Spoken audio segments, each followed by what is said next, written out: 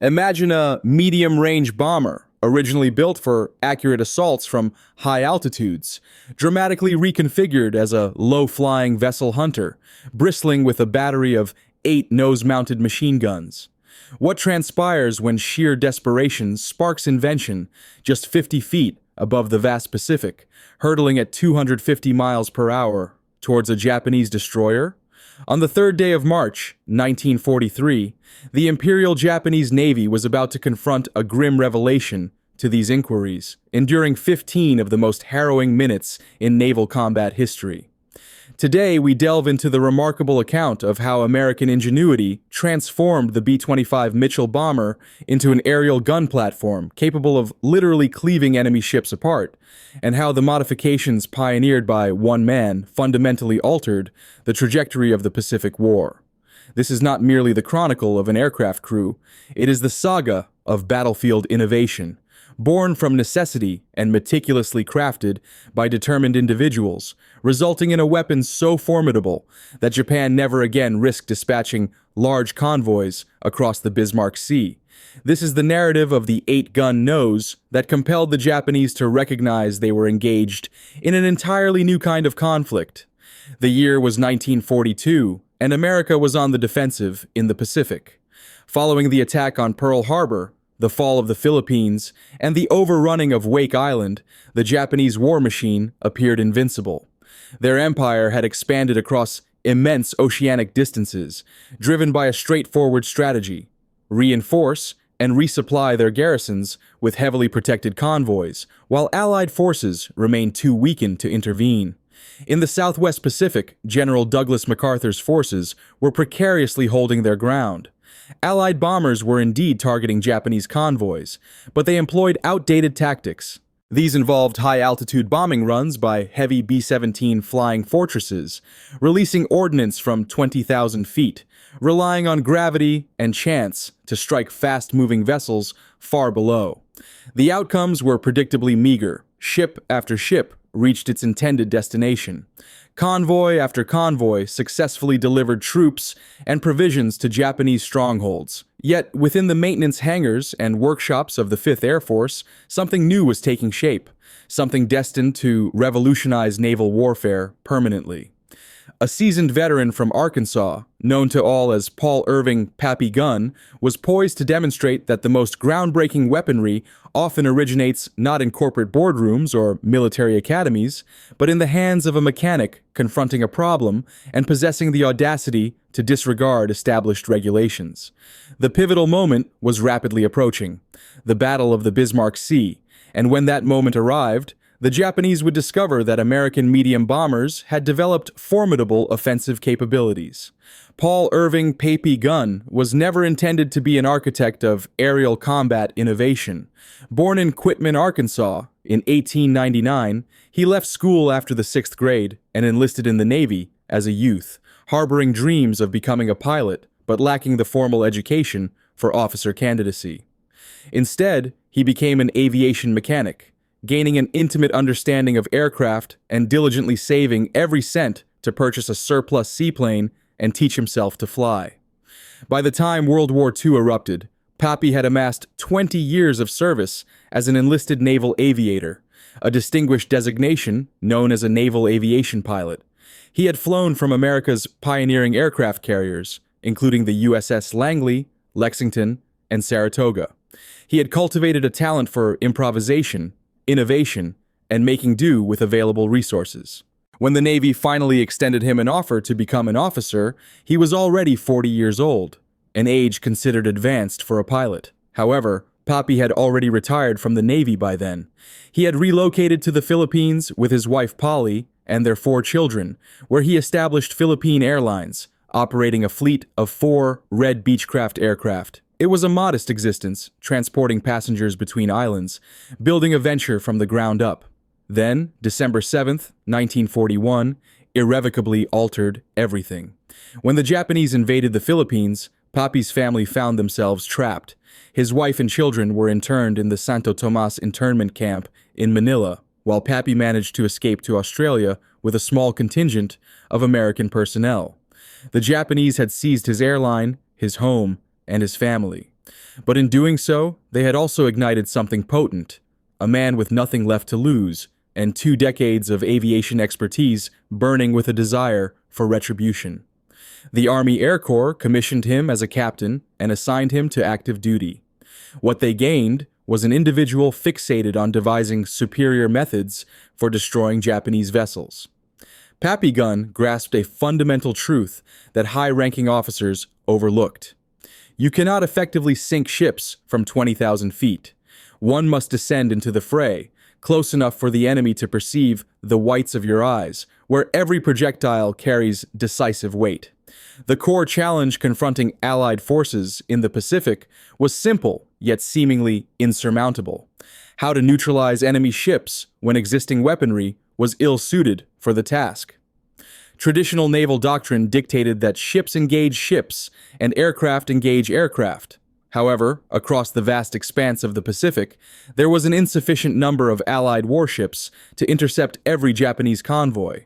High-altitude bombing had proven remarkably ineffective against moving targets. Crews of B-17s would release their bombs from 4 miles above, observing helplessly as Japanese captains skillfully maneuvered their vessels out of harm's way.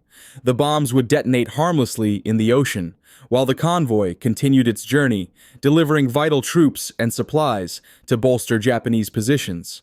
What was required was a radical reimagining of how aircraft could engage naval targets, not from above, where ships had ample time to evade, but from the side, at mast height, rendering evasion impossible and ensuring every shot counted.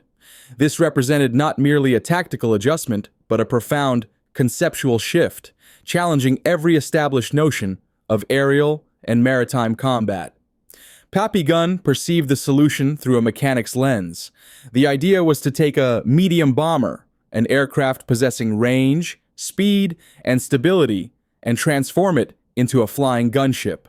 This involved removing the bombardier's equipment, filling the nose with numerous heavy machine guns, and training pilots to attack ships as if they were strafing ground targets. The objective was to adapt the airplane into something for which it was never designed, a ship killer. However, this concept demanded more than just mechanical ingenuity. It necessitated a complete overhaul of bombing methodologies.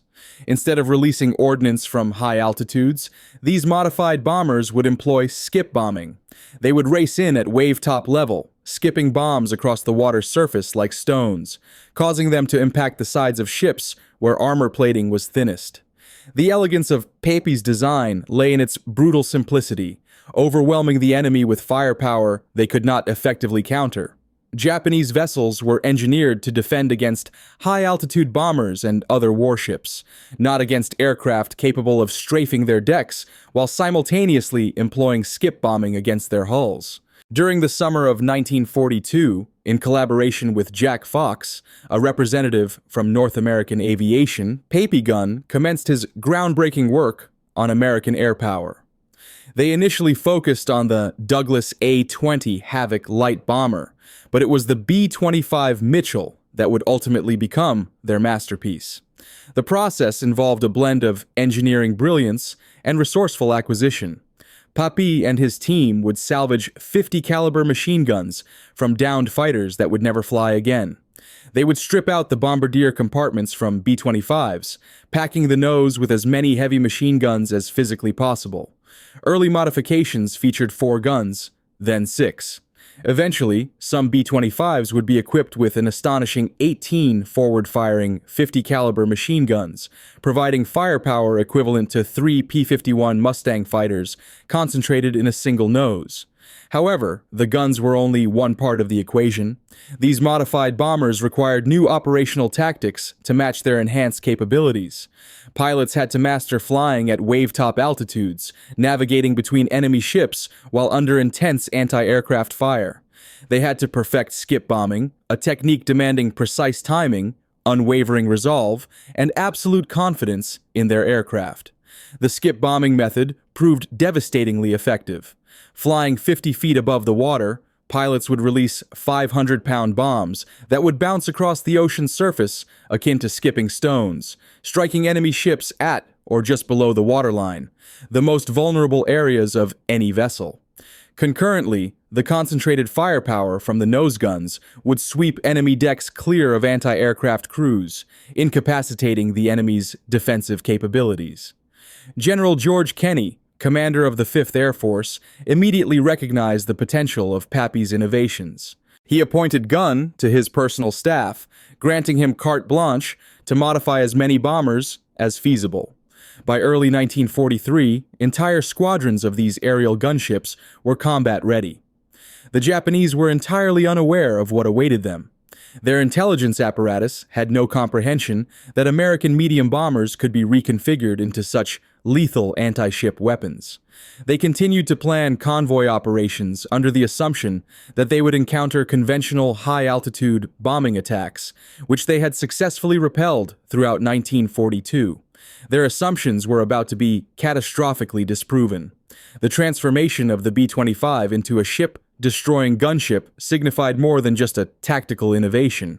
It embodied a fundamental American approach to warfare, standing in stark contrast to Japanese military philosophy. While Japanese forces adhered to rigid doctrines and prescribed tactics, Americans embraced improvisation and field modifications. This divergence in military culture would prove decisive. Japanese commanders had spent decades refining convoy escort procedures designed to counter traditional naval and aerial threats. Their destroyer escorts were adept at positioning themselves to minimize damage from high-altitude bombing. Their anti-aircraft gunners were trained to engage bombers approaching from predictable attack vectors. But Pappy Gunn's modifications introduced an entirely new category of threat. These were not conventional bombers following established attack patterns. They were hybrid weapons, merging the strengths of fighters, bombers, and attack aircraft into something unprecedented. The Japanese lacked any doctrine for countering such weapons because their existence had never been conceived. The ethical implications of this innovation were equally profound. Skip bombing and low-level strafing made aerial attacks on ships far more personal and immediate than high-altitude bombing. Pilots could observe individual sailors on enemy decks and witness the direct impact of their gunfire. This was a departure from the detached nature of strategic bombing, representing combat at its most visceral and direct. Critics would later question whether these modifications constituted legitimate military innovation or perilous improvisation that unnecessarily endangered air crews. Flying at mast height exposed bombers to every conceivable form of enemy anti-aircraft fire. A single error, a moment's hesitation, could result in the loss of an entire crew. However, Pappy Gunn understood something his detractors missed. In the Pacific War, half measures guaranteed defeat. The Japanese were prevailing because they were willing to incur casualties to achieve strategic objectives. Allied forces had to exhibit equal ruthlessness, equal inventiveness, and an equal willingness to risk everything for victory. The 8-gun nose was not merely a weapon upgrade. It was a declaration that America would prosecute this war with every tool, every innovation, and every desperate measure at its disposal. March 3rd, 1943, the Battle of the Bismarck Sea. 8 Japanese transports, escorted by 8 destroyers, carrying nearly 7,000 troops critically needed to reinforce Japanese positions in New Guinea. For the Imperial Japanese Navy, this was a routine operation, another convoy en route from Rabaul to Lai, just as dozens had done previously. But this time, they were about to encounter something entirely novel. At 10:15 in the morning, 13 B-25 Mitchell bombers appeared on the horizon, maintaining perfect formation just 50 feet above the Pacific swells. To Japanese lookouts, they may have appeared to be ordinary American medium bombers preparing for another ineffectual high-altitude assault. They could not have been more mistaken. As the B-25s closed within attack range, their noses erupted in fire. 8 50 caliber machine guns per aircraft, totaling over 100 heavy machine guns, unleashed a torrent of rounds onto the Japanese ships at a rate of 8,000 bullets per minute. The concentrated firepower was unlike anything the Imperial Navy had ever experienced. Ship crews were swept from their stations. Anti-aircraft guns fell silent as their operators were killed or forced to seek cover. But the strafing was merely the prelude. As the gunships swept across the convoy, they released their skip bombs. These 500-pound munitions bounced across the water's surface before impacting the ship's hulls below the waterline. The Japanese vessels, designed to withstand shell fire from other warships, were rendered completely defenseless against this new form of attack. Within 15 minutes, it was over. 8 transports and 4 destroyers, 3/4 of the entire convoy, lay sinking or burning. Of the 6,900 Japanese troops aboard, fewer than 1,200 would ever reach their destination. The remainder perished, were wounded, or spent the rest of the war as shipwreck survivors struggling to reach friendly territory. The Japanese Navy would never again attempt to dispatch large convoys across the Bismarck Sea. The era of Japanese expansion in the Pacific had effectively concluded, brought to an end not by massive fleet engagements or strategic bombing campaigns, but by the 8-gun nose of a modified medium bomber conceived in the mind of a mechanic from Arkansas. Pappy Gunn's innovation achieved what traditional naval warfare could not. It rendered convoy operations prohibitively costly for the Japanese to sustain. The Emperor's ships could no longer traverse the Pacific with impunity.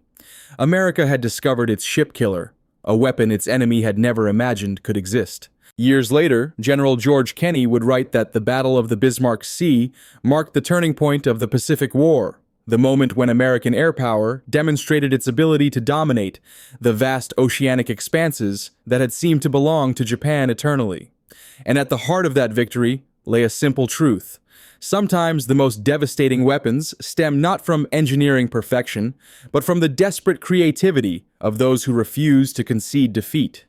The 8-gun nose did more than sink ships. It shattered Japanese confidence, dismantled their strategic assumptions, and proved that in warfare, innovation invariably triumphs over tradition.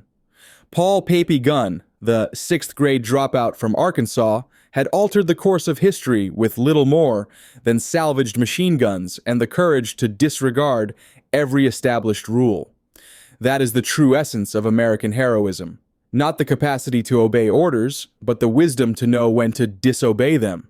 Not the strength to accept limitations, but the vision to transcend them. And when the 8 guns in that B-25's nose opened fire on March 3rd, 1943, they did more than announce the advent of a new weapon.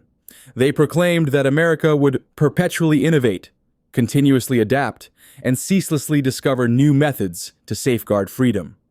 The Japanese had imparted a harsh lesson at Pearl Harbor, demonstrating how surprise attacks could reshape historical outcomes. However, in the skies above the Bismarck Sea, America returned the favor with significant interest. The student had become the instructor, and the lesson was inscribed in 50 caliber rounds and skip bombs. 8 guns, 15 minutes.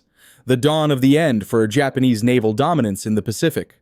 That was the day Japan confronted the B-25's 8-gun nose and realized its capacity to tear ships asunder.